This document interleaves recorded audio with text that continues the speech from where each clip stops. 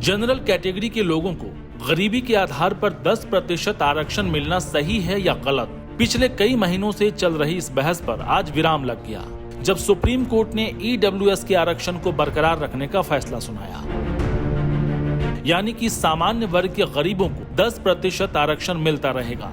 5 जजों की संवैधानिक पीठ ने 3-2 के बहुमत से 2019 के संविधान में 103वां संशोधन को संवैधानिक और वैध करार दिया है। जस्टिस दिनेश माहेश्वरी, जस्टिस बेला एम त्रिवेदी और जस्टिस जेबी पारदीवाला ने इसे सही ठहराया, जबकि चीफ जस्टिस यूयू ललित और जस्टिस रविंद्र भट्ट ने ईडब्ल्यूएस के खिलाफ फैसला सुनाया है। इस फैसले को मोदी सरकार की बड़ी जीत के तौर पर देखा जा रहा है, लेकिन उत्तर प्रदेश से जो तस्वीरें सामने आ रही हैं, क्या उसे पीएम मोदी की हार के तौर पर देखना सही नहीं होगा? 15 अगस्त 2022 को पीएम मोदी ने लाल किले की प्राचीर से भावुक होते हुए जो कुछ कहा और आपके स्क्रीन पर जो तस्वीरें दिखाई जा रही हैं, दोनों को एक साथ देखिए और खुद तय कीजिए।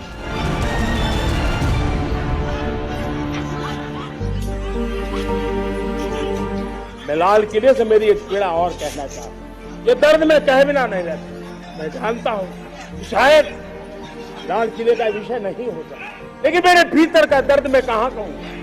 देशवासियों के सामने नहीं कहूँगा तो कहाँ कहूँगा? और वो है किसी न किसी कारण हमारे अंदर एक ऐसी विकृति आई है, हमारी बोलचाल में, हमारे व्यवहार में, हमारे कुछ शब्दों में। हम नारी का अपमान करते हैं, स्वभाव से, संस्कार से, रोजमर्रा की जिंदगी में नारी को अपमानित करने वाली हर बात से मुक्ति का संकल्प ले सकते हैं।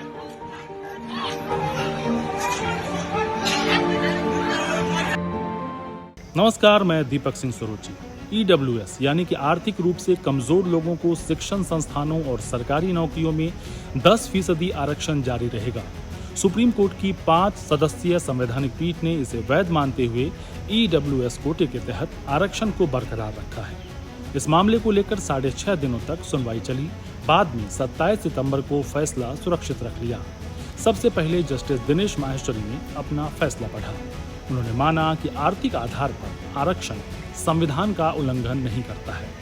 वहीं पीठ में शामिल जस्टिस बेला त्रिवेदी ने इस बदलाव को आर्थिक रूप से कमजोर लोगों के लिए मदद के तौर पर देखने की बात कही। वहीं जस्टिस पारदीवाला ने दोनों जजों से सहमति दिखाते हुए कहा कि आरक्षण का अंत नहीं है, इसे अनंत काल तक जारी नहीं रखना चाहिए, वरना यह निजी स्वार्थ में तब्दील हो जाएगा। आरक्षण सामाजिक और आर्थिक असमानता को खत्म करने के लिए है। वहीं विरोध में फैसला सुनाते जस्टिस रविंद्र भट्ट ने कहा कि आर्थिक रूप से कमजोर और गरीबी झेलने वालों को सरकार आरक्षण दे सकती है, लेकिन SC, ST और OBC को इस कोटे से बाहर रखने का फैसला असंवैधानिक है। मैं यहाँ विवेकानंद जी की बात याद दिलाना चाहूँगा कि भाईचारे का मकसद समाज के हर सदस्य की चेतना को जगाना है। ऐसी प्रगति बंटवारे से नहीं बल्कि एकता से हासिल की जा सकती है। ऐसे में ईडब्ल्यूएस आरक्षण समानता की भावना को खत्म करने वाला और केवल भेदभाव और पक्षपात वाला है। वहीं चीफ जस्टिस यूयू ललित ने जस्टिस रविंद्र भट्ट के विचारों पर सहमति जताते हुए ईडब्ल्यूएस आरक्षण को गलत ठहराया।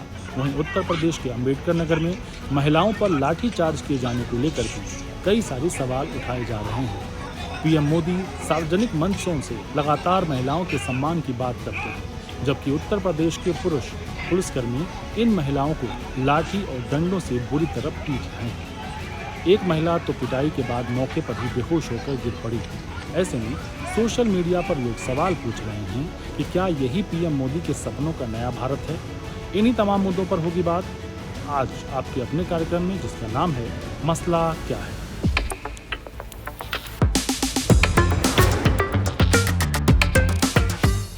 ईडब्ल्यूएस कोटे को लेकर कुल 40 याचिकाएं दायर की गई थी। इनमें तमिलनाडु की सत्ताधारी पार्टी डीएमके और साल 2019 में जनहित अभियान की तरफ से दायर याचिका प्रमुख है।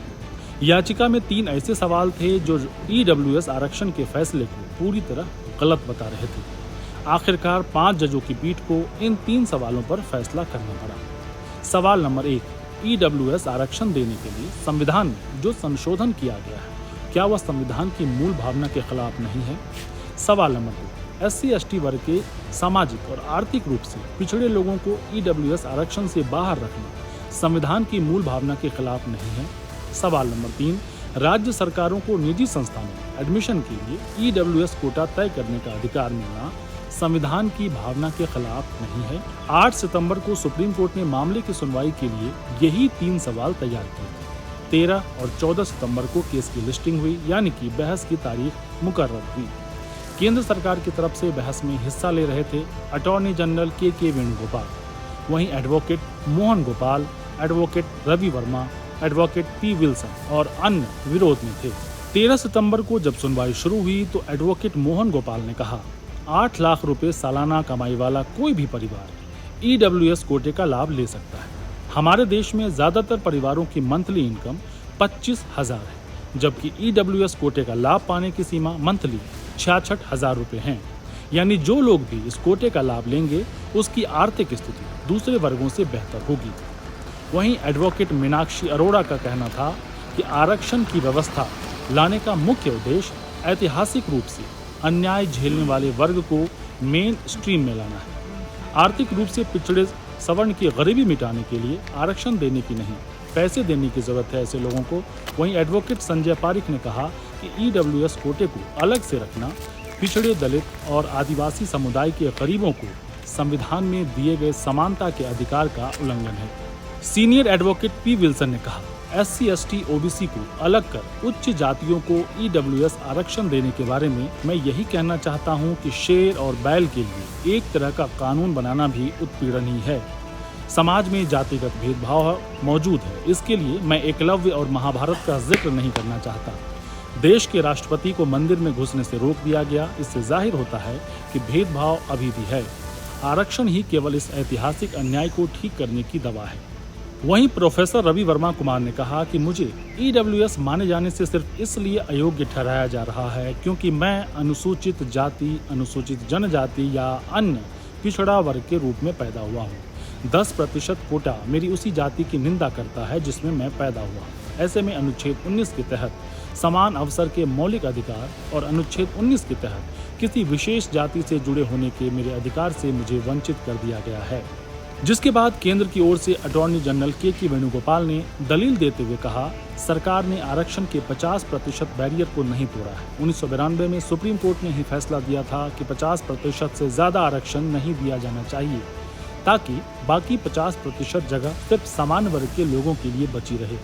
यह आरक्षण 50% में आने वाले सामान्य वर्ग के लोगों के लिए ही है। इससे राज्य सरकारों को आर्थिक आधार पर आरक्षण देने का अधिकार मिलेगा।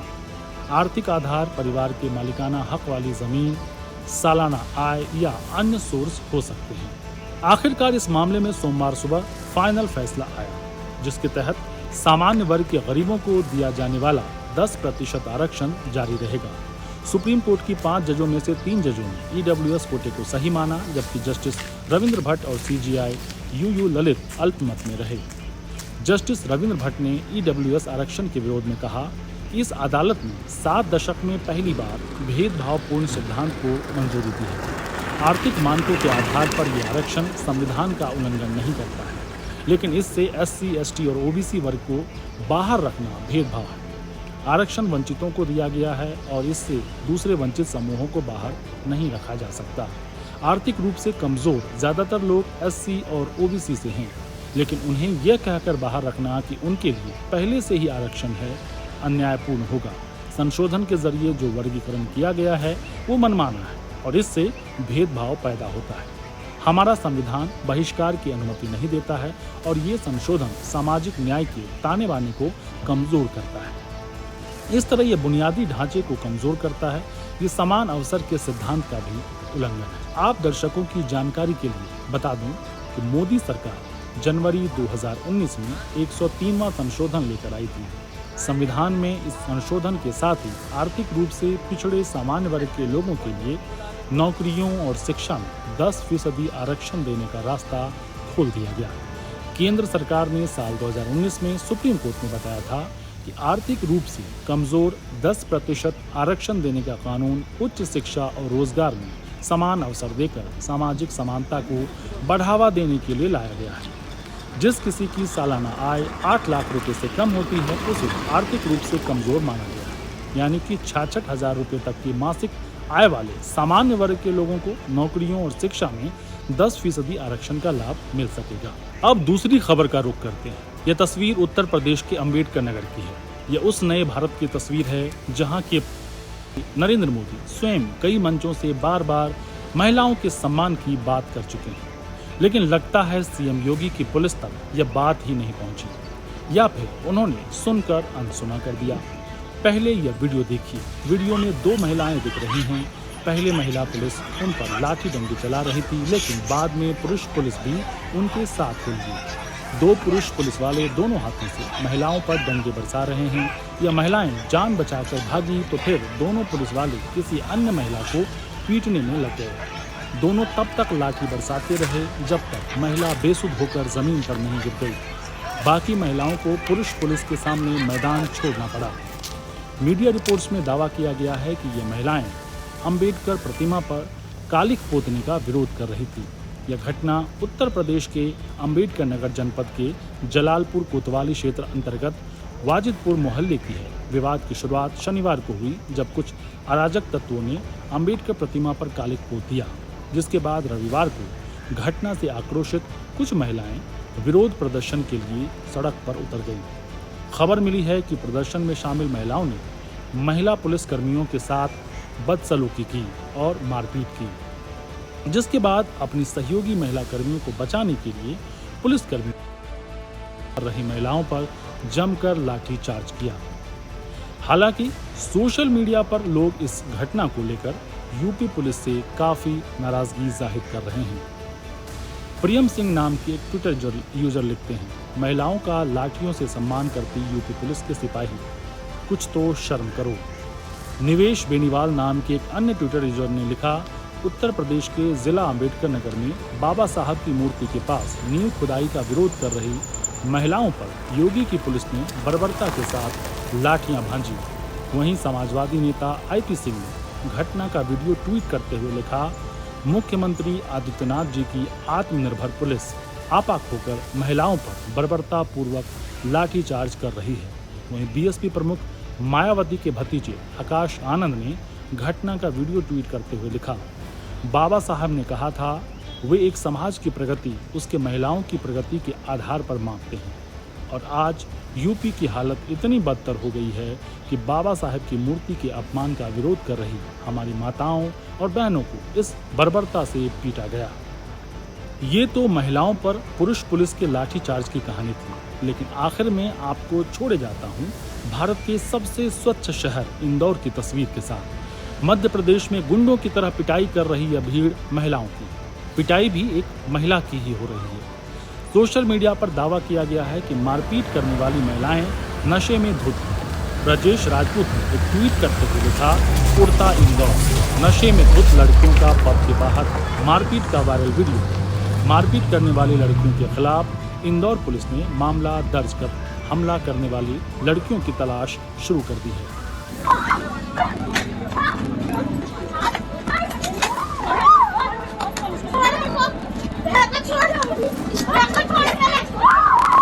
आज के लिए बस इतना ही।